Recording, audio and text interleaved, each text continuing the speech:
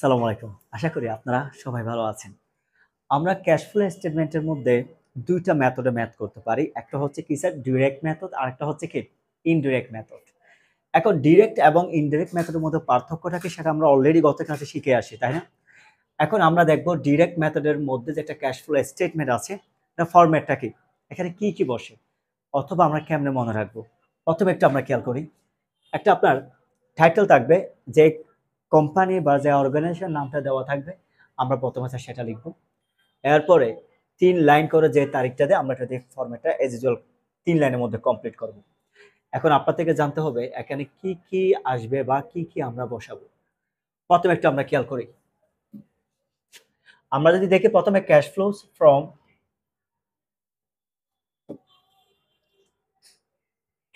From operating activities. Sir, এই যে direct এবং ইনডিরেক্ট মেথডের মধ্যে একটা যে মূলত পার্থক্যটা দেখা যায়, এটা মূলত শুধু এই একটা ক্ষেত্রে, অপারেটিং অ্যাক্টিভিটিস এর ক্ষেত্রে। কারণটা কেন? এটা আমরা আগেই শিখে আসছি। অপারেটিং অ্যাক্টিভিটিস এর মধ্যে শুধুমাত্র ক্যাশ রিসিপ্ট এবং ক্যাশ পেইড আসবে।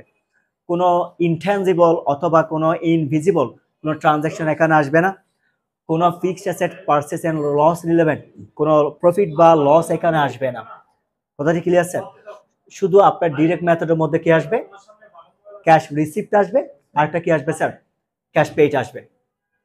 তাহলে দেখেন, ক্যাশ যখন রিসিভ করি আমার ক্যাশের পরিমাণটা বেড়ে যায়, আর আমি ক্যাশ যখন পেইড করি তখন আমার ক্যাশের পরিমাণটা কমে যায়। এই জন্য আমি এখানে কি ইউজ করছি স্যার? এটা মাইনাস সিম্বল ইউজ করছি। এখানে ব্র্যাকেট মানে হচ্ছে কি আপনার মাইনাস সিম্বল। তাহলে দেখেন, ক্যাশ রিসিপ্ট থেকে আপনি যখন ক্যাশ পেইড যখন করবেন, তখন আমরা যে হেডিংটা পাই নাম হচ্ছে কি net cash provided from operating expense. এটা আমরা পেয়ে গেছি। এখন পেয়ে যাওয়ার পর দ্বিতীয় নম্বর কাজ দেখেন ইনভেস্টিং অ্যাক্টিভিটিস। আপনার মনে রাখতে হবে ইনভেস্টিং অ্যাক্টিভিটিস মানে এক কথায় ফিক্সড অ্যাসেট রিলেভেন্ট। কি টেকনিক দিচ্ছে বলুন তো স্যার? ইনভেস্টিং অ্যাক্টিভিটিস মানে আমি যদি আপনাকে বলি, এটা হবে ফিক্সড অ্যাসেট রিলেটেড। মনে রাখার উপায়, এটা কি সংক্রান্ত হবে? স্থায়ী সম্পত্তি ক্রয় এবং বিক্রয় সংক্রান্ত হবে। আমি যেমন ধরেন, আমি যদি কোনো বিল্ডিং, ফার্নিচার, ইকুইপমেন্ট অথবা ল্যান্ড আমি যদি সেল করি, তাহলে আমার কাছে কি আসে? ক্যাশ আসবে, তাই না স্যার? আমার ক্যাশ বেড়ে যায়। অপরদিকে আমি যখন কোনো ল্যান্ড, বিল্ডিং, ইকুইপমেন্ট আমি যখন পারচেজ করি, আমার থেকে ক্যাশ টাকা কি হয়ে যায়? চলে যায়।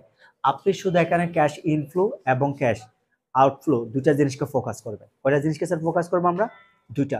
আমার যদি ক্যাশ ইনফ্লো হয় আমি সবসময় প্লাস করব, আর যখন ক্যাশ আউটফ্লো হয় আমি সবসময় কি করব? মাইনাস করব। তাহলে দ্বিতীয় নম্বর কি বলছি আমি?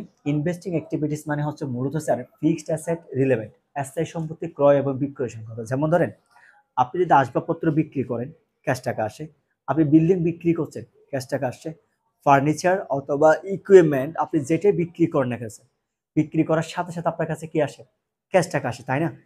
এই জন্য ক্যাশ ফ্লো বেড়ে যায়। অপরদিকে আমি যখন কোনো একটা ল্যান্ড কিনি অথবা যদি কোনো একটা বিল্ডিং পারচেজ করি অথবা ফার্নিচার অথবা ইকুইপমেন্ট, তখন আমার থেকে ক্যাশ টাকা কি হয়ে যায়? চলে যায়।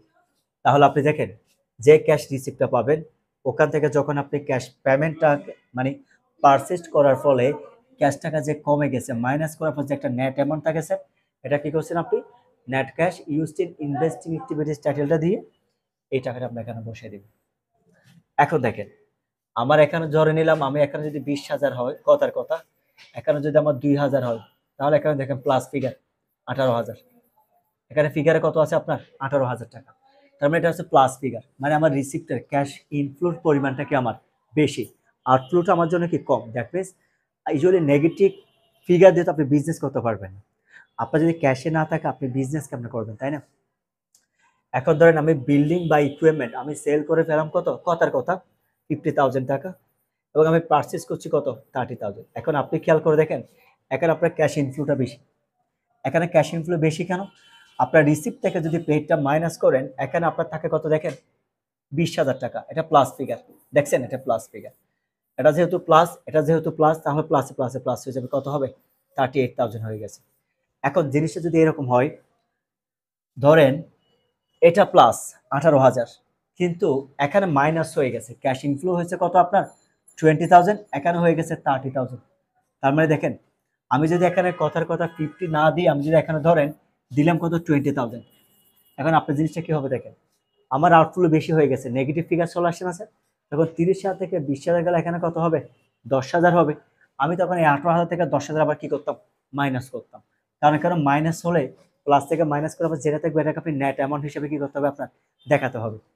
যদি এটা হয়ে যায়, এবার 3 নম্বরটা খেয়াল করেন, cash flows from financing activities. আমি আপনাকে ইজিলি যদি বলি, ফাইন্যান্সিং অ্যাক্টিভিটিস মানে হচ্ছে share, bond, debenture related.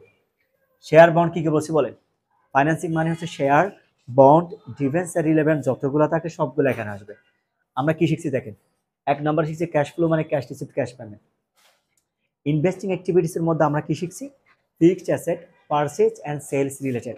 Sales করলে ক্যাশ টাকা আসে, পারচেজ করলে ক্যাশ টাকা কি হয়ে যায়, চলে যায়। এখন ফাইন্যান্সিং এর ক্ষেত্রে আমরা কেমন মনে রাখবো, শেয়ার, বন্ড, ডিবেঞ্চার আমি যদি সেল করি আমার থেকে ক্যাশ বেড়ে যায়, মানে প্লাস হবে। অপরদিকে শেয়ার, বন্ড এবং ডিবেঞ্চার আমি যদি কি করি, পারচেজ করি, আমার থেকে ক্যাশ টাকা কি চলে যায়। তাহলে দেখেন আমি যখন সেল করলাম, ধরেন আমি সেলস করে পাইছি কত, 10,000 টাকা, কেমন।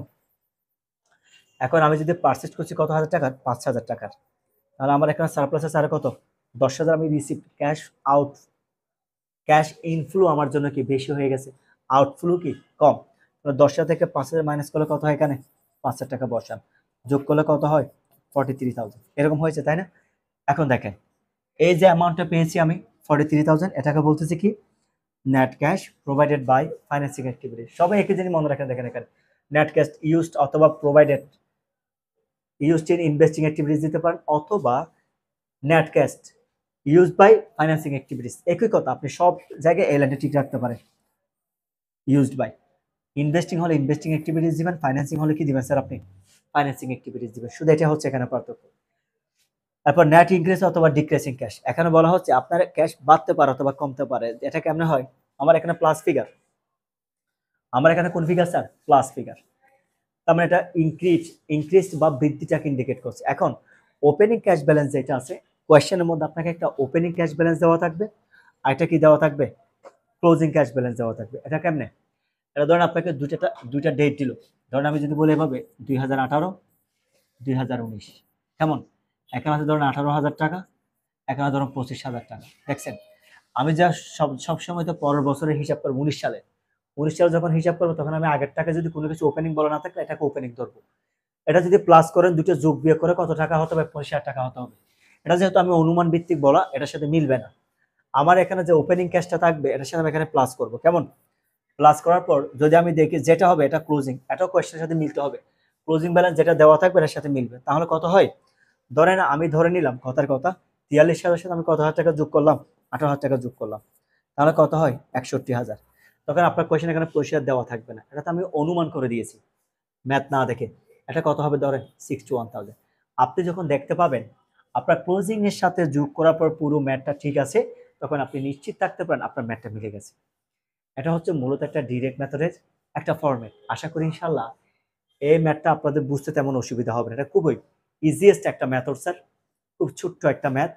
আবার বলছি ডিরেক্ট এবং ইনডিরেক্টের মধ্যে শুধু পার্থক্যটা হচ্ছে কোন জায়গায় জানেন, এই যে অপারেটিং অ্যাক্টিভিটিসের মধ্যে।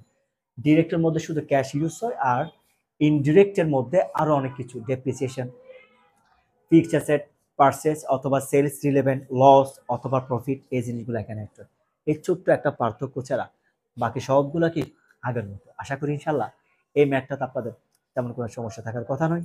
ইনশাআল্লাহ আমরা আগামী ক্লাস যেটা হবে, ইনডিরেক্ট মেথডের একটা কি, ইনডিরেক্ট মেথডের যে একটা ফরম্যাট আছে আমরা ওটা নিয়ে ডিসকাস করব, তারপর সরাসরি আমরা ম্যাথ প্র্যাকটিসে চলে যাব।